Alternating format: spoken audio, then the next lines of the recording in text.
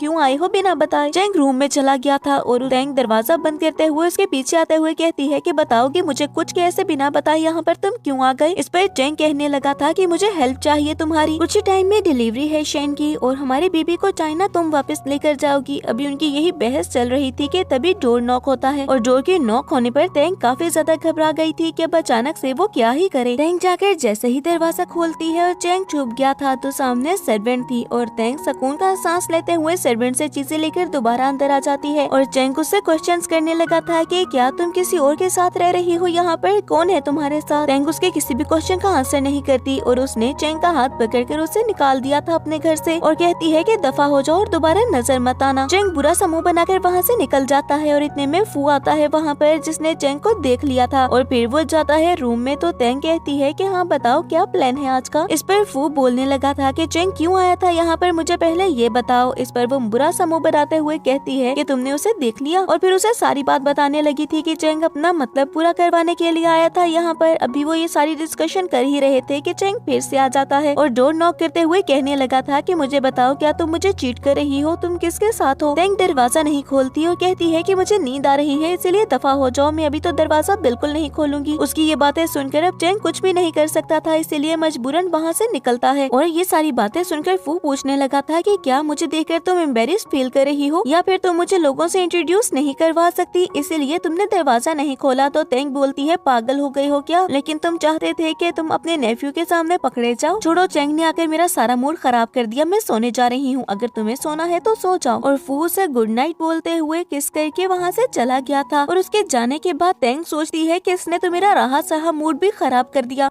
Morning Teng उठकर जैसे ही breakfast करने के लिए आती है तो ब्रेकफास्ट टेबल पर चेंग पहले से ही बैठा था, जिसको देखते हुए वो पूछने लगी थी कि रात में तुम वापस नहीं गए। तो चेंग कहता है कि तुमसे बात करने से पहले मैं वापस बिल्कुल भी नहीं जाऊंगा। इतने में फू भी आ जाता है वहाँ पर, जिसको देखते हुए तेंग तो खांसने लगी थी और वो आकर बैठ गया था तेंग के साथ और तेंग से कुछ बातें करता है, जिस पर चेंग सोचने लगा था कि क्या इसे मेरे और शेन के चाइल्ड के बारे में पता है। फू के वहाँ से जाने के बाद तेंग बोलती है कि देखो चेंग, मैं तुम्हारी हेल्प करने के लिए ये सब कुछ कर रही हूँ, जरा सोचो कि तुम्हारे अंकल को पता है कि मैं प्रेग्नेंट नहीं हूँ और अगर मैं ऐसे ही कोई बच्चा लेकर आ गई तुम्हारी फैमिली में तो वो कैसे एक्सेप्ट करेंगे उस बच्चे को। तुम्हें मेरी बात समझ में क्यों नहीं आ रही। इस पर चेंग कहता है कि कह तो तुम ठीक रही हो, देखो मैं कुछ करता हूँ। और ये कहते हुए वो वहाँ से चला गया था और दूसरी तरफ शेन, उसे भी सुकून नहीं आ रहा था, इसीलिए कुछ ही देर में वो भी आ जाती है तेंग से मिलने के लिए और तेंग से बोलती है कि मैं बात करने के लिए आई हूँ। इस पर तेंग कहती है कि बताओ तुम क्या बात करने के लिए आई हो, तुम्हें क्या ही जरूरत पड़ गई यहाँ आने की। इस पर शेन कहती है कि मुझे बताओ कि तुम कब जा रही हो इस फैमिली को छोड़कर, ना तो तुम मेरे बेबी को इस फैमिली में लाने के लिए मान रही हो और ना ही ये जगह छोड़कर जाने के लिए। मुझे चेंग की लाइफ में हर हाल में आना है, तुम्हें ये बात समझ में क्यों नहीं आती। और तेंग से वो बहस करने लगी थी। इस पर तेंग उसे इग्नोर करते हुए वहाँ से जाने ही वाली होती है कि वो उसको धक्का दे देती है। इस पर तेंग तो बच गई थी और दूसरी तरफ शेन नीचे जमीन पर गिरने ही वाली थी कि तेंग उसे गिरने से बचा लेती है और ये सब फू और चेंग दोनों ने देखा था। वो दोनों ही आगे बढ़ते हैं और फू ने आगे आकर तेंग को गोद में उठा लिया था क्योंकि शेन को बचाने के चक्कर में उसे खुद चोट लग गई थी और फू उसे वहाँ से लेकर चला जाता है। और दूसरी तरफ चेंग शेन पर गुस्सा करते हुए बोलता है कि पागल हो गई हो क्या। इस पर शेन कहती है कि वो जेलस है मुझसे, उसने मुझे धक्का दिया। इस पर वो उस पर और ज्यादा गुस्सा करने लगा था कि मैंने सब देख लिया, वो तुम थी जिसने तेंग को धक्का दिया और अगर तेंग ना होती तो आज तुम यहाँ पर गिर चुकी होती और तुम जानती हो कि फिर क्या हो जाता। शेन उसे मनाने की कोशिश करने लगी थी कि नहीं ऐसा कुछ नहीं है, तुम गलत समझ रहे हो, लेकिन चेंग उसकी बात नहीं सुनता। इतने में वो फिर से उससे बात करने की कोशिश करती है, लेकिन चेंग जैसे ही आगे बढ़ा था तो शेन का पाँव स्लिप होता है जिसकी वजह से वो नीचे गिर गई थी जमीन पर। उसके चीखने की आवाज पर चेंग बोलता है कि पागल हो गई हो, तुम्हें क्या लगता है कि तुम एक ही ट्रिक बार बार आजमाओगी और मैं तुम्हारी बात मान लूंगा। लेकिन शेन के बार बार चीखने पर वो उसकी तरफ देखता है और काफी ज्यादा घबरा गया था क्योंकि उसे सच में चोट लग चुकी थी। और अब तो चेंग को ये भी समझ में नहीं आता कि वो क्या करे और वो कॉल करता है ताकि वो हेल्प बुलवा सके। कुछ ही देर में वो तेंग के बैंडेज करता है और उसके मेडिसिन लगाकर जैसे ही उठा था तो तेंग को कॉल आती है और उसके कॉल रिसीव करने के बाद वो गिर जाती है फू के पास और उसे कहने लगी थी कि मेरी बात सुनो, मुझे वापस चाइना जाना होगा क्योंकि तुम मुझे वो नहीं दे पा रहे जो कि मुझे चाहिए। और फू उसे किस करने लगा था, जिसके बाद हम उसे देखते हैं कि वो रूम में बैठकर किसी को कॉल करता है और कहने लगा था कि तुम्हें क्या चाहिए मैं वो जान कर रहूंगा। नेक्स्ट सीन में हॉस्पिटल में हम चेंग को देखते हैं जो कि जाता है शेन के पास जो कि हॉस्पिटल बेड पर थी और सोचने लगता है कि तुम इतनी घटिया कैसे हो सकती हो? मैंने तो सोचा था कि बहुत मासूम हो तुम, मुझे क्या पता था कि तुम मुझे ही धोखा दे दोगी। और जैसे ही शेन उठती है तो वो कहती है कि फाइनली मैं फू फैमिली का वारिस इस दुनिया में ले आई। इस पर चेंग अपना हाथ छुड़ाते हुए कहने लगा था कि ठीक है, लेकिन अब मेरा तुमसे कोई ताल्लुक नहीं है। इस पर वो सोचने लगी थी कि क्या हमेशा से ही तुम मुझे और मेरे बेबी को छोड़ना चाहते थे? तो चेंग कहता है कि बस यही समझ लो, और ये कहकर वो वहाँ से चला गया था। और पीछे शेन की हालत बिगड़ जाती है और वो तो बिल्कुल पागल हो रही थी, जिसको पाने के लिए उसने इतनी मेहनत की, आखिर वो ऐसा कैसे कर सकता है? चेंग के वहाँ से चले जाने के बाद शेन बच्चों की तरह चीखने लगी थी और उसे कुछ भी समझ में नहीं आता कि वो क्या कर रही है। और डॉक्टर्स उसे संभालते हैं, वरना शायद वो खुद को नुकसान ही पहुंचा देती। और दूसरी तरफ हम चेंग को देखते हैं जो कि गया था तेंग के पास और कहता है कि मेरा बेटा इस दुनिया में आ गया है, तो उसके सेलिब्रेशन के लिए पार्टी रखी है मैंने। तुम्हें मेरे साथ उसकी मदर बनकर चलना होगा। मैंने अपने अंकल को मैसेजेस किए, लेकिन उन्होंने ना तो मेरी कॉल अटेंड की, ना ही मैसेजेस का रिप्लाई किया। ये सब बताकर चेंग वहाँ से चला गया था और तेंग सोचने लगी थी कि मैं एक दफा टेक्स्ट करके देखूं। और मोबाइल उठाकर वो अपने पहले किए हुए टेक्स्ट देखने लगी थी, लेकिन अभी तक उससे कोई भी रिप्लाई नहीं आया था फू की तरफ से। और वो सोचती है कि मुझे नहीं लगता कि वो अभी वापस आएगा, मुझे चले जाना चाहिए। और चेंग के साथ वो चली गई थी उस पार्टी में सेलिब्रेशन के लिए। मीडिया उसे क्वेश्चन करने लगा था कि मिस तेंग, अगर ये सच में आपका बच्चा है तो फिर आप इतनी जल्दी रिकवर कैसे हो गई? इस पर तेंग कहती है कि अरे इसमें कौन सी बड़ी बात है, इतने टाइम में तो इंसान रिकवर हो ही सकता है। और सब पूछने लगे थे कि क्या आप सेकंड बेबी प्लान कर रहे हैं? इस पर तेंग कहती है कि इतनी भी क्या जल्दी है सेकंड बेबी प्लान करने की, अभी हम यंग हैं, अपनी लाइफ को एंजॉय करना चाहते हैं, जब हमें लगेगा हम प्लान कर लेंगे। और तेंग के क्लोज आते हुए चेंग कहने लगा था कि क्या तुम मेरे साथ बेबी प्लान करना चाहती हो? और उसके बात सुनकर तेंग उसके बाजू पर प्रेशर डालकर उसे आंखें दिखाकर चुप करवाती है। और मीडिया के जाने के बाद वो चली गई थी एक टेबल पर जहाँ पर वो ड्रिंक करने लगी थी। और चेंग उसके पास आकर बोलता है कि अगर सच में तुम बेबी प्लान करना चाहती हो तो मैं तुम्हारी हेल्प कर सकता हूँ। लेकिन तेंग तो उसकी बात सुनकर बहुत ही ज्यादा गुस्से में आ जाती है और कहती है कि तुम हद में रहो तो बेहतर होगा। और फिर हम मेड को देखते हैं जो कि बेबी को लेकर चली गई थी रूम में, और वहीं पर आ जाती है शेन अपने बच्चे को ढूंढने के लिए। मेड जैसे ही उसका मिल्क लेने के लिए बाहर की तरफ जाती है तो तभी शेन रूम में जाकर बच्चे को उठाकर कहने लगी थी कि मेरे बेटे हो ना तुम। और फिर बच्चे को उठाकर वहाँ से भाग गई थी और वो बिल्कुल पागल ही लग रही थी कि जैसे वो उस बच्चे को नुकसान पहुँचा देगी। दूसरी तरफ हम तेंग को देखते हैं जो कि अभी तक चेंग की इंसल्ट कर रही थी कि तुम्हें देखते ही मुझे नोजिया फील होने लगता है। उसकी इंसल्ट करते हुए तेंग वहाँ से जाने ही वाली थी कि चेंग उसका हाथ पकड़कर उसे रोकता है और कहता है कि एक दफा दोबारा से ट्राई करके तो देखो। अभी उनकी वो बहस चल ही रही थी कि मेड वहाँ पर आकर उन्हें बताती है कि आपके बेटे को कोई ले गया। गार्ड्स कुछ ही देर में शेन को पकड़कर ले आए थे और शेन कहती है कि मैं अपने साथ साथ इस बच्चे को भी मार दूंगी, और ये बच्चा जो तुम लोगों को चाहिए इसको कभी भी तुम लोग देख नहीं पाओगे। ये बात सुनते हुए सब लोग काफी ज्यादा घबरा गए थे कि ये लड़की तो बिल्कुल पागल हो गई है। और शेन फिर तेंग से कहती है कि जरा मेरे सामने आओ। तेंग आगे बढ़ने ही वाली थी कि उसे रोकते हुए चेंग कहने लगा था कि इसके सामने बिल्कुल मत जाना, ये बिल्कुल पागल हो गई है, ये नुकसान पहुंचा देगी तुम्हें। और चेंग की मदर भी काफी ज्यादा परेशान हो जाती है और शेन से कहती है कि पागल हो गई हो, बेबी को हमें वापस कर दो। इस पर शेन सबको इग्नोर करते हुए फिर से तेंग से कहती है कि तुम बहुत ज्यादा समझदार हो, याद रखना मैं इस बेबी को मार दूंगी, तुम ये सीट मुझे दे दो जो कि तुम्हारे पास है, ये पोजीशन मुझे चाहिए, मुझे फू फैमिली में इंटर होने दो, सब कुछ ठीक हो जाएगा। और अगर तुम चाहती हो कि इस बच्चे को मैं जिंदा रखूं तो आकर खुद अब इस बच्चे को मेरे पास से ले जाओ, वरना मैं इसको मार दूंगी। और चेंग बार बार तेंग को रोकता है, लेकिन तेंग उसे धक्का देते हुए कहने लगी थी कि पागल मत बनो, तुम्हें बेबी चाहिए या फिर नहीं। और फिर वो शेन के पास जाती है ताकि वो उससे बेबी ले सके, लेकिन जैसे ही वो करीब गई थी उसके तो वो उसको बेबी पकड़ाकर उसी के गले पर चाकू रख देती है। इस पर सब लोग और भी ज्यादा घबरा गए थे और फिर शेन पागलों की तरह चीखते हुए बोलती है कि अब मैं तुम्हें मार दूंगी और तुम्हारे मरने के बाद वो फैमिली की ये पोजीशन भी मेरी होगी और मेरा बच्चा भी। इस बच्चे को तो मैं तुम्हें कभी भी नहीं दूंगी, इस बच्चे को लेकर भाग जाऊंगी यहाँ से। लेकिन इतने में हम फू को देखते हैं जो कि आकर बचा लेता है तेंग को। उसने शेन के हाथ से चाकू छीन लिया था और शेन को जमीन पर धक्का देता है, जिसके बाद बेबी को लेकर मेड को पकड़ा दिया था और वो सब देखने लगते हैं कि बेबी ठीक है या नहीं। और फू गुस्से में बोलता है कि क्या हो रहा था यहाँ पर, जल्दी से सब क्लियर करो। और चेंग बहुत ही हड़बड़ाहट में कहने लगा था कि सर प्लीज अरेस्ट कर लें इसे, और शेन को पुलिस के हवाले कर दिया गया था। तेंग भी काफी ज्यादा घबरा गई थी और फू का हाथ पकड़ कर ले जाती है उसे रूम में, जहाँ पर फू से मेडिसिन लगाता है। और तेंग कहने लगी थी कि क्या तुम मुझसे गुस्सा हो, और फू कहने लगा था कि नहीं मैं तुमसे गुस्सा क्यों होऊंगा, तुम मुझे बताओ कि तुम्हें ज्यादा चोट तो नहीं आई। कितनी बार समझाया है तुम्हें कि सबसे पहले अपनी लाइफ को प्रायोरिटाइज किया करो, लोगों की लाइफ को नहीं। इस पर तेंग कहती है कि अरे मुझे पता थोड़ी था कि शेन ने अपने पास चाकू छुपाया होगा, लेकिन तुम तो अब्रॉड थे, इतनी जल्दी वापस कैसे आ गए। इस पर फू कहता है कि तुम्हें मिस कर रहा था और तेंग उसकी तरफ देखकर सोचने लगती है कि पता नहीं मैं तुम्हारे तुम्हारे किस रूप पर यकीन करूं। और फिर बहुत गौर से उसके फेस की तरफ देखते हुए पूछने लगी थी कि फू तुमने कितने टाइम से नींद पूरी नहीं की। इस पर फू बताता है कि पिछले 1 हफ्ते से मैं नहीं सोया हूँ। और तैंग तो ये सुनकर हैरान रह गई थी और वो बताने लगा था कि अभी आज सुबह ही आज फ्लाइट लैंड हुई है मेरी और मैं डायरेक्ट तुमसे मिलने के लिए आ गया। और तैंग बहुत ज्यादा गुस्से में उससे मेडिसिन बॉक्स लेते हुए कहने लगी थी कि तुम जाओ और जाकर रेस्ट करो, पागल हो गए हो, अपनी जान की परवाह नहीं है तुम्हें। और फिर उसके हाथ पर मेडिसिन अप्लाई करने लगी थी। ये देखते हुए फू उसमें ही गुम हो गया था और तैंग उसकी तरफ देखकर सोचती है कि क्या देख रहे हो तुम। और फिर कुछ ही देर में पूछने लगी थी कि क्या हो गया है, तुमने मेरी बात सुनी भी है कि नहीं। तो फू हंसते हुए बोलता है कि मेरी सीईओ हो तुम। कुछ ही देर में वहाँ पर आता है चैंग, जिसको देखकर फू तो रूम से निकल गया था और वो तैंग को रोकने की कोशिश करता है। जब तैंग अपना हाथ छुड़ाते हुए कहने लगी थी कि मेरे क्लोज आने की कोशिश मत किया करो, वरना अगली बार मैं मुंह से बात नहीं करूंगी बल्कि हाथों से बात करूंगी। और ऐसे ही चैंग को वार्निंग देते हुए वो वहाँ से चली गई थी। नेक्स्ट मॉर्निंग हम उसे देखते हैं जो कि बेबी को संभाल रही थी और चैंग किचन में खड़ा होकर बहुत ही गौर से उसे देख रहा था। और फिर तैंग के पास जाकर फिर से उसे बात करने की ट्राई करता है, लेकिन तैंग उसे बिल्कुल भी भाव नहीं देती। अब वहाँ पर आता हुआ वो उनको देखकर थोड़ा जेलस फील करता है और फिर चैंग को ओल्ड हाउस के बारे में बताकर वहाँ से चला गया था। और रात में हम देखते हैं तैंग को उसके रूम में जब उसे मैसेज रिसीव होता है फू की तरफ से कि दरवाजा खोलो, तब तक तुम मुझे दरवाजे के बाहर खड़ा रखोगी। तैंग भागकर जाकर दरवाजा खोलती है और सामने ही वो खड़ा था जो कि रूम में आ जाता है। और जैसे ही तैंग के क्लोज आने की कोशिश करता है तो तैंग ने उसे रोक दिया था, ये कहकर कि अभी नैनी लेकर आ जाएगी बेबी को अगर वो रोया तो। इस पर फू कहता है कि मैं चाइना वापस ये सब सुनने के लिए बिल्कुल भी नहीं आया हूँ। कुछ ही देर में चैंग डोर नॉक करते हुए कहने लगा था कि बेबी रोने लगा है, तुम कहाँ पर हो तैंग। और तैंग फू से कहती है कि जल्दी से चुप जाओ और उठकर जाकर दरवाजा खोलने ही वाली थी कि फू से रोकते हुए दीवार से पिन करके बोलता है कि बहुत इंटरेस्ट लेने लगी हो तुम उस बेबी में, आज के बाद तुम उस बेबी का ख्याल नहीं रखोगी क्योंकि मुझे लगता है कि ऐसे तो तुम चैंग को भी लाइक करने लगोगी। और तैंग उसे कहती है कि तुम अपनी हद में रहो, मुझे क्या करना है ये तुम नहीं बताओगे मुझे, मैं खुद डिसाइड कर सकती हूँ। और वो खुद को छुड़ाने की कोशिश करती है लेकिन वो खुद को छुड़ा नहीं पाती। अब वो तैंग से कहता है कि चैंग को यहाँ से जाने के लिए बोलो और तैंग ने बिल्कुल ऐसा ही किया था, जिसके बाद वो फू से कहती है कि अब भी तुम यहाँ से चले जाओ, तुमने जैसा कहा मैंने वैसा कर दिया, लेकिन अब जैसा तुम सोच रहे हो वैसा मैं कुछ भी नहीं करने वाली। और उसे बार बार जैसे ही वो फू को जाने का बोलती है तो फू को गुस्सा आ गया था और वो कहता है कि तुम ऐसे मुझ पर अपनी मर्जी नहीं चला सकती हो और तुम्हें क्या लगता है कि तुम मुझे जाने का बोलोगी तो मैं तुम्हारी बात सुनकर यहाँ से चला जाऊंगा, ऐसा बिल्कुल भी नहीं होने वाला। और वो तैंग को किस करने लगा था, जिसके बाद वो दोनों इंटीमेट होते हैं।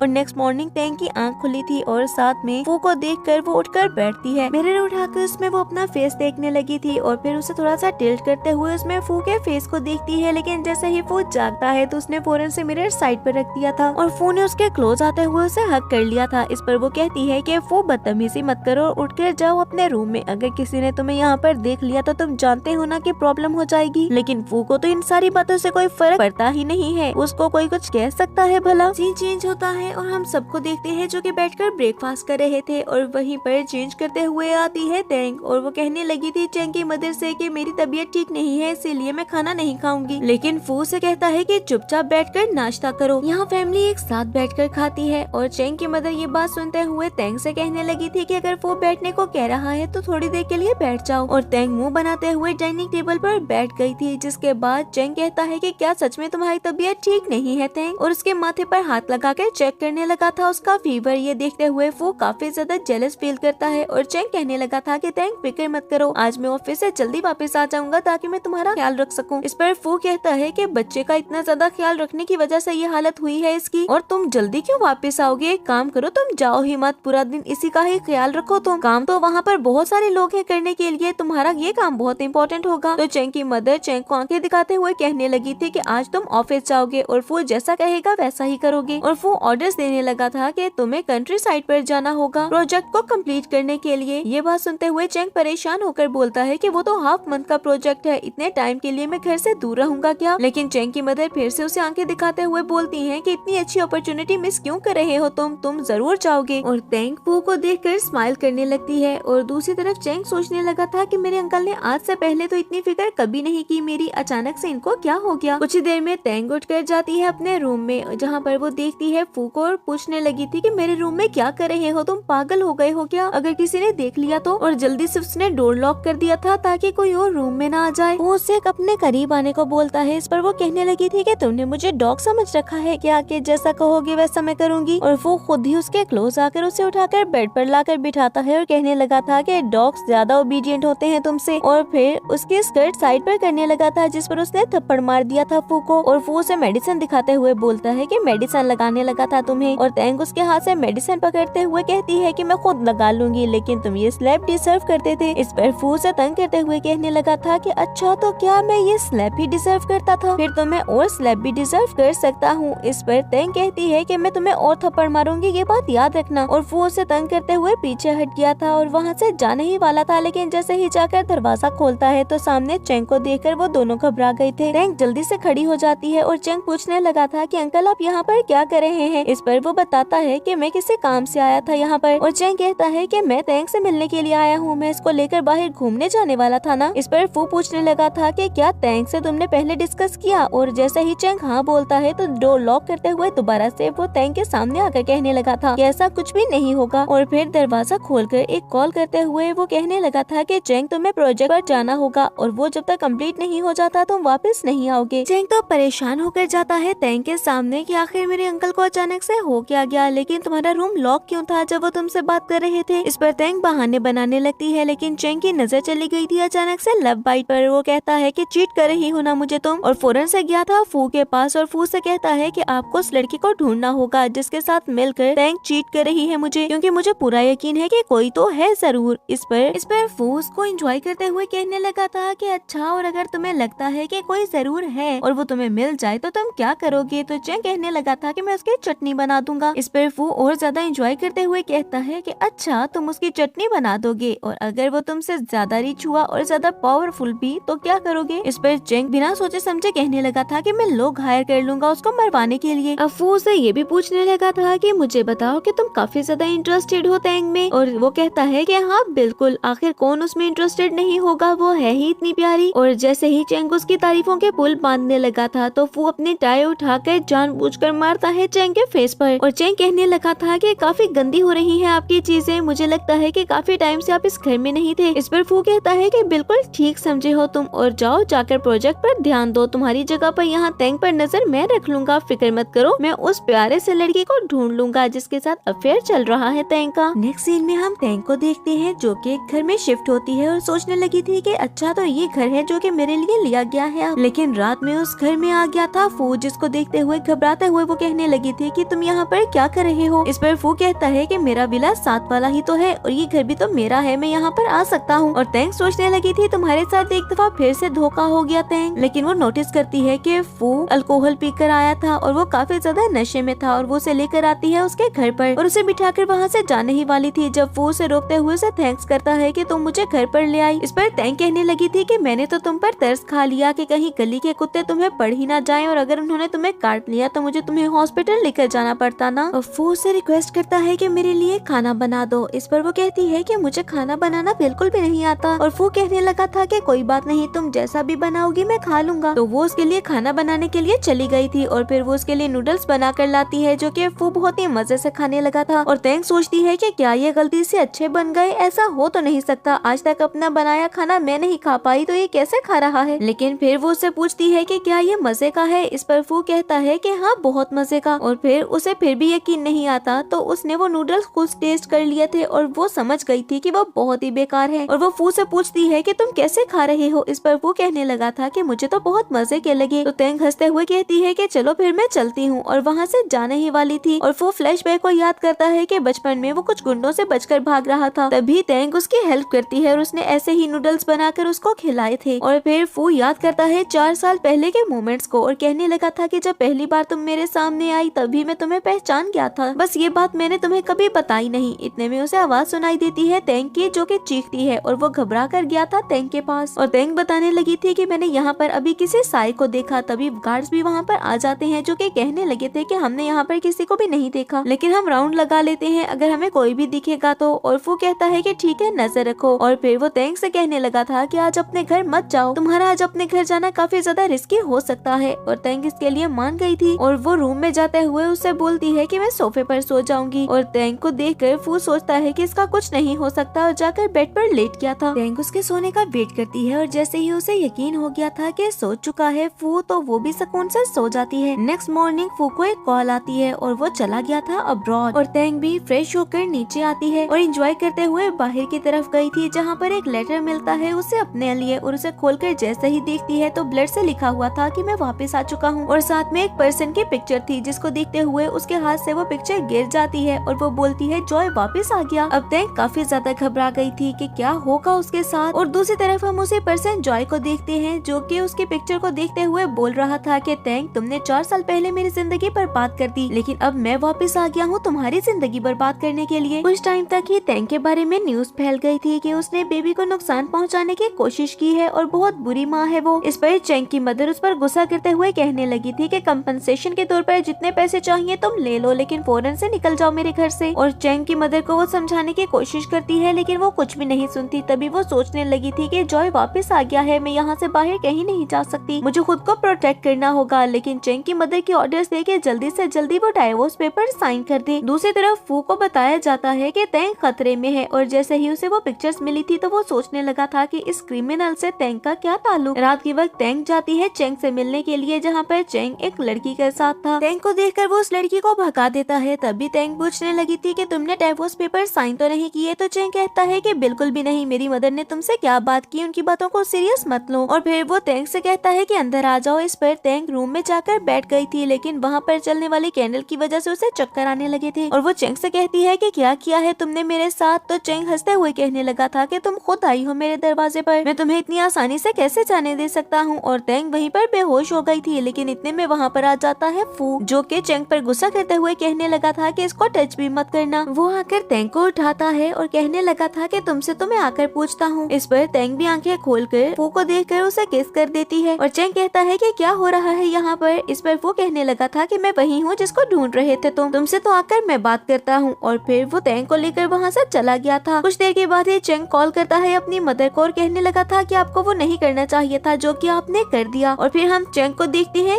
जिससे हमें पता चला था कि काफी पीटा गया है उसे और फू नहीं पीटा था। लेकिन फिर वो डिसाइड करता है कि चैंग को एक और चांस देगा और अब्रॉड भेज देगा। इस पर चैंग काफी ज्यादा खुश हो जाता है कि आपने मुझे माफ कर दिया। और वो कहने लगा था कि एक बात याद रखना, तुम्हें अब खुद को प्रूव करना होगा। और फिर वो जाता है टैंग के पास, जहाँ पर डॉक्टर टैंग को चेक करते हुए कहने लगा था कि प्रेगनेंसी वजह से ये बेहोश हो गई थी, लेकिन अब बिल्कुल ठीक है। डॉक्टर के जाने के बाद टैंग आंखें खोलती है और सामने फू को देखने लगी थी। अब वो पूछने लगी थी कि क्या सच में मैंने तुम्हें किस किया होटल में? इस पर वो उसे कहता है कि फिक्र मत करो। और फिर टैंग कहती है कि अच्छा फू, तुमसे एक बात बोलूं, क्या मेरे साथ एक और डील करोगे? इस पर फू परेशान होकर बोलता है कि क्या तुम्हारा और मेरा रिलेशन बस एक डील्स तक है? तुम मुझे बता सकती हो क्यों परेशान हो, क्या इसकी वजह से? और उसे वही पेज दिखाता है जिस पर लिखा था आई एम बैक। मुझे बताओ कि जॉय कौन है और क्या रिलेशन है तुम्हारा उसके साथ? इस पर टैंग कहने लगी थी कि तुम्हें कैसे पता चला कि वो जॉय है? तो फू उसको उस लेटर के ऊपर बना हुआ मार्क दिखाकर कहने लगा था कि ये उसकी ऑर्गेनाइजेशन का मार्क है। और टैंग उसे सब कुछ बताने लगी थी कि 5 साल पहले उसने पैसे देने थे जॉय के, जो कि उसने सारे भर दिए, लेकिन उसके बावजूद जॉय उससे बदतमीजी करने लगा। तभी टैंग ने उसके ऊपर अटैक कर दिया कटे हुए शीशे से। तभी उसके फेस पर एक बड़ा सा कट आ गया और वहीं पर वो बेहोश हो गया। टैंग ने पुलिस को कॉल कर दी और सोचा था कि वो कभी प्रिजन से बाहर नहीं आ पाएगा, लेकिन वो जल्दी वापस आ गया और आकर ही वो टैंग को धमकाने लगा। इसीलिए टैंग के पास अब कोई ऑप्शन नहीं बचा था सिवाय इसके कि वो चैंग के पास आती और यहाँ पर वो प्रोटेक्ट थी। ये सारी बातें सुनते हुए वो उससे कहने लगा था कि फिक्र मत करो, अब मैं वादा करता हूँ कि मैं तुम्हें प्रोटेक्ट करूंगा। नेक्स्ट मॉर्निंग हम चैंग को देखते हैं जो कि अपनी मदर के साथ बैठा हुआ था। तभी उसे कॉल आती है डाइवोर्स के लिए और वो जाता है टैंग के साथ डाइवोर्स साइन करने के लिए। और डाइवोर्स सर्टिफिकेट्स लेने के बाद वो दोनों ही अपने अपने रास्ते जा रहे थे कि तभी टैंग को कोई किडनैप कर लेता है। जाने से पहले टैंग ने चैंग को ये बात बता दी थी कि अब हम दोबारा कभी भी नहीं मिलेंगे। जब टैंग को होश आता है तो वो एक रूम में थी और तभी अपने सामने वो जॉय को देखकर काफी ज्यादा घबरा जाती है। और जॉय उससे कहने लगा था कि फाइनली तुम मेरे चुंगल में फंस ही गई। इतनी कोशिश की तुम्हें उस फू फैमिली से निकालने की, लेकिन तुम निकली ही नहीं। और अचानक से जब तुमने मेरे फंदे में फंसना था तो तुम फू फैमिली से खुद ही बाहर आ गई। तुम इतनी ज्यादा बेवकूफ कैसे हो सकती हो? और दूसरी तरफ हम देखते हैं टैंग को जो कि अपनी रस्सी को काटने में लगी हुई थी और उसके सामने ऐसे ही एक्सप्रेशंस देती है जैसे कि बहुत ज्यादा घबरा गई हो वो। इतने में जॉय अपनी बेल्ट उतारने लगा था और कहता है कि तुम्हें तो अब मैं सबक सिखाऊंगा। इतने में उसके गन भी नीचे जमीन पर गिर जाती है और तैंग ये देखकर हंसने लगी थी और जॉय पूछता है कि हंस क्यों रही हो तुम, और तभी गार्ड्स आ जाते हैं वहाँ पर और फू ने वहाँ पर आते हुए जॉय पर गोली चला दी थी, जिसकी वजह से जॉय गिर जाता है नीचे जमीन पर। तैंग ने भी खुद को खोल लिया था और वो खड़े हो जाती है, जिसको देखकर जॉय कहने लगा था कि तुम लोगों ने मिलकर मुझे धोखा दिया। और तैंग और फू फ्लैशबैक को याद करते हैं कि जब तैंग ने उसे सारा सच बताया था तो वो प्लान बनाते हैं कि तैंग वो फैमिली से निकलने की एक्टिंग करेगी ताकि जॉय उसे पकड़ ले, और एक दफा जॉय उसे लेकर कहीं जाएगा तो फूस तक पहुंच जाएगा और फिर जॉय कभी भी तैंग को तंग नहीं कर सकता। गार्ड्स तो जॉय को लेकर वहाँ से चले गए थे। इतने में बेहोश हो जाती है तैंग, जिसको फू ने गोद में उठा लिया था। डॉक्टर तैंग का चेकअप करते हुए बताने लगा था कि मेंटल स्ट्रेस की वजह से बेहोश हो गई है ये, लेकिन बिल्कुल ठीक है, फिक्र मत करें। और डॉक्टर वहाँ से चला जाता है और फू भी बाहर जाकर रात के खाने की तैयारी करने लगा था। तभी तैंग को होश आता है और वो उठकर सोचने लगी थी कि मुझे लास्ट ट्रांजैक्शन भी कंप्लीट करनी होगी, और उसने किचन में जाकर फू को हक कर लिया था और उससे पूछती है कि रात का क्या प्लान है तुम्हारा। इस पर वो कहने लगा था कि तुम्हें मुझे आई लव यू बोलना होगा, तभी हमारा रिलेशन अब आगे बढ़ेगा। इस पर वो कहती है कि नहीं, मैं ये नहीं बोल सकती, और वो कहने लगा था कि फिर मैं भी कोई प्लान नहीं कर सकता। तभी वो कहती है कि ठीक है, अगर मैं तुम्हें प्रपोज करूंगी तो तुम्हें भी इन रिटर्न मुझे प्रपोज करना होगा। वो इसके लिए मान जाता है और रात के टाइम हम टैंग को देखते हैं, जो कि ड्रिंक करने के बाद सोचने लगी थी कि मैं कैसे देखती हूँ कि फू आज खुद पर कंट्रोल पाए, और फू के क्लोज जाते हुए उसे वो सेड्यूस करने लगी थी। लेकिन फू कहता है कि याद रखना, जब तक तुम मुझे प्रपोज नहीं करती ऐसा कुछ भी नहीं होने वाला, और तैंग बुरा सा मुंह बनाकर वहाँ से चली गई थी। सीन चेंज होता है और हम देखते हैं फू को, जो कि हॉस्पिटल में गया था ग्रैंडपा से मिलने के लिए, और इन्हीं की सर्जरी के फोन्स आ रहे थे उसे, और ग्रैंडपा उसे याओ से शादी करने को बोलते हैं। इस पर उसने मना कर दिया था, तो ग्रैंडपा उसे वादा लेते हैं कि तुम हमेशा याओ का ख्याल रखोगे अगर मैं मर भी गया तो। इस पर वो कहने लगा था कि हाँ, मैं हमेशा ख्याल रखूंगा। इसके पेरेंट्स की डेथ हो गई मेरे पेरेंट्स को बचाते हुए। और दूसरी तरफ चेंग को वो सारी पिक्चर्स मिल गई थी फू और याओ के साथ में, जहाँ पर वो गार्डन में वॉक कर रहे थे, और तैंग के पास आकर वो कहने लगा था कि तुम तो बड़ा प्राउड फील कर रही थी, लेकिन अब तुम्हारे रुलने के दिन आ चुके हैं, क्योंकि जरा देखो मेरे अंकल तो सॉन्ग फैमिली के डॉटर के साथ हैं और उसी से ही वो शादी करना चाहते हैं। तैंग ने उसे तो गुस्सा करते हुए वहाँ से भेज दिया था, और फिर सोचती है कि तुमने मुझसे कहा था वो कि वापस आकर शादी करोगे, अब तुम ऐसे मुकर नहीं सकते, मैं तुम्हें छोड़ूंगी नहीं अगर तुमने मुझे धोखा देने की कोशिश भी की। और फिर वो फू को टेक्स्ट करने लगती है, लेकिन फू कोई भी रिप्लाई नहीं करता। कुछ देर के बाद जैसे ही वो तैंग के मैसेजेस सेंड करता है तो उसके फेस पर स्माइल आ गई थी, और याओ ये देखकर पूछती है कि क्या सच में तुम रिलेशन में हो। इस पर फू कहता है कि तुम्हें कैसे पता, तो याओ हंसते हुए कहने लगी थी कि ऐसी स्माइल तुम्हारे फेस पर पहले कभी भी नहीं आई। और फिर वो फू से कहती है कि मैं भी तुम्हारे साथ चाइना वापस जाना चाहती हूँ, और फू के साथ वो चाइना वापस आ गई थी। वो जैसे ही घर वापस आता है तो तैंग फिर से उसे सेड्यूस करने की कोशिश करती है, और उसकी आंखों पर पट्टी बांधकर उसके क्लोज आने लगी थी और सोचती है कि मैं जीत गई, लेकिन फू ऐसा नहीं होने देता और उससे कहता है कि मुझसे बोलो कि तुम मुझे लाइक करती हो और मुझसे शादी करोगी। तैंग इसके लिए नहीं मानती और फू कहता है कि जब तक तुम ये नहीं बोलोगी ऐसा कुछ भी नहीं होने वाला, और वहाँ से चला गया था। तैंग भी गुस्से में एक बार में चली जाती है, जहाँ पर याओ भी आ गई थी इत्तेफाक से। कुछ लोग जाकर याओ को तंग करने लगे थे, लेकिन तैंग जाकर उसको बचा लेती है, और तैंग को देखकर वो लोग भाग गए थे क्योंकि वो जानते थे कि तैंग है कौन। और फिर उन दोनों की फ्रेंडशिप हो गई थी, और तभी याओ बात करती है फू के बारे में, और वो तैंग को बताने लगी थी कि लाइक करता है वो किसी को। इस पर तैंग सोचती है जरूर अपनी फियांसे को लाइक करता होगा, और बातों बातों में याओ कहती है कि जरा मुझे वी चैट पर तो ऐड करो। और जैसे ही तैंग उसे वी चैट पर ऐड करती है तो उसकी प्रोफाइल को देखते हुए वो समझ गई थी कि यही है वो लड़की, और वो कहती है तैंग ये तुम हो, क्या इत्तेफाक है, हम दोनों मिल गए। वो घर गया था और उसे तैंग कहीं भी दिखाई नहीं देती, तो काफी परेशान हो जाता है वो, और फिर तैंग को कॉल करने लगा था। और दूसरी तरफ याओ बताती है तैंग को कि तुम ही तो हो जिसको फू देख रहा था, और उसके फेस पर स्माइल आ गई, तुम्हें ही तो लाइक करता है वो। और फू के कॉल को देखकर वो कहती है कि जल्दी से पिक करो। इस पर तैंग के दिमाग में एक खुराफाती आइडिया आया था, और वो याओ से बोलती है कि मेरी हेल्प कर सकती हो प्लीज। और याओ ने उसकी कॉल पिक करके फू को बोला था कि मैंने रैंडमली ये कॉल पिक कर ली, तुम फू हो, ये जो लड़की है इसने बहुत ज्यादा ड्रिंक कर ली है, प्लीज इसे आकर घर ले जाओ। और फू भागता है वहाँ से तैंग को पिक करने के लिए, और तैंग सच में ड्रिंक कर लेती है ताकि उसकी एक्टिंग बिल्कुल रियल लगे। कुछ ही देर में याओ से बाहर ले आई थी और फू से लेकर आ जाता है हॉस्पिटल में, और बाकी गार्ड्स को ऑर्डर दे दिया था कि याओ को उसके घर पहुँचा देना। तैंग की हॉस्पिटल में आँख खुलती है तो फू से पूछने लगी थी कि तुम मुझे यहाँ पर क्यों लेकर आए। इस पर फू कहता है कि तुम पागल हो गई हो क्या, और उसे बाहर के सीसीटीवी फुटेज दिखाकर कहने लगा था कि तुम क्यों अपनी जान को खतरे में डालती हो। और वो चेक करता है कि उसे फीवर था। इस पर डॉक्टर्स आकर कहते हैं कि ये तो नॉर्मल सी बात है, मेडिसिन से ठीक हो जाएगा। लेकिन फू तो बहुत ज्यादा घबरा गया था और उसकी तरफ देखते हुए तैंग कहती है कि मैं जीत गई अपनी बेट। तभी फू उसके क्लोज आते हुए उसे किस कर देता है। नेक्स्ट मॉर्निंग तैंग याओ को कॉल करते हुए मिलने का कहती है और फिर वो उसे मिलने के लिए चली गई थी, जहाँ पर याओ बोलती है कि तुम्हारी और फू का रिलेशन कैसा चल रहा है। इस पर तैंग बुरा समूह बनाकर कहने लगी थी कि 2 दिन से मेरा उससे कांटेक्ट ही नहीं हुआ और याओ कहती है जरूर वो कोई सरप्राइज प्लान कर रहा होगा। तो तैंग फिर से बुरा समूह बनाकर कहने लगी थी कि उसे याद आए तो सरप्राइज प्लान करे वो। तभी याओ कहती है अच्छा कोई बात नहीं, मैं रेस्ट रूम जा रही हूँ। और बाहर जाते हुए वो फू को कॉल करते हुए कहने लगी थी कि सब रेडी है। इतने में चैंग तैंग के पास आकर उसे बोलता है कि मैंने कहा था ना कि मेरे अंकल इंटरेस्टेड नहीं है तुम में, वो शादी कर रहा है, जरा उनका इन्विटेशन कार्ड तो देखो। ये सुनकर तैंग वहाँ से फौरन से उठकर चली गई थी और फिर कहती है कि मैं यहाँ से दूर जाना चाहती हूँ। या उसे रोकते हुए कहने लगी थी कि शादी देखकर जाना फू की। और अगले दिन वो उसे ले जाती है उस बैंक्वेट में और तैंग सोचने लगी थी कि तुमने जो मुझे ड्रेस दिया है वो ब्राइडल क्यों लग रहा है। इस पर याओ उसे ड्रेस के साथ राउंड नेक दुपट्टा पहनाते हुए कहने लगी थी क्योंकि ये ब्राइडल ड्रेस ही है और तुम हो ब्राइड, अब जरा जल्दी अंदर चलो। और उसे लेकर आगे बढ़ जाती है चर्च की तरफ और तभी अनाउंसमेंट होती है कि ब्राइड पहुंच गई। वो पीछे मुड़कर उसकी तरफ देखता है और याओ उसे स्टेज पर छोड़कर खुद आकर चेयर पर बैठ गई थी और चैंग तो सामने तैंग को देखकर शॉक रह जाता है। वो घुटनों के बल बैठकर उसे प्रपोज करता है कि मैं 14 साल से तुमसे लव करता हूँ, क्या तुम मुझसे शादी करोगी। और तैंग इसके लिए मान गई थी। वो तैंग को रिंग पहनाता है और सब लोग क्लैपिंग करने लगे थे, जिसके कुछ देर बाद ही वो उसके हाथ पर किस करता है और सब लोग डिमांड करते हैं तो वो दोनों एक दूसरे को किस करने लगे थे और अब फाइनली वो एक साथ खुश रहने वाले हैं। इसके साथ ही हमारा ये ड्रामा यहीं पर एंड हो जाता है। तो फ्रेंड्स मैं उम्मीद करती हूँ कि आपको ये ड्रामा पसंद आया होगा। अगर आपने इसको एंजॉय किया है तो वीडियो को लाइक करें और अगर आप हमारे चैनल पर न्यू हैं तो चैनल को सब्सक्राइब करके बेल आइकन के बटन को प्रेस कर दें ताकि न्यू आने वाले ड्रामास आपको बिना किसी देरी के मिलते रहें।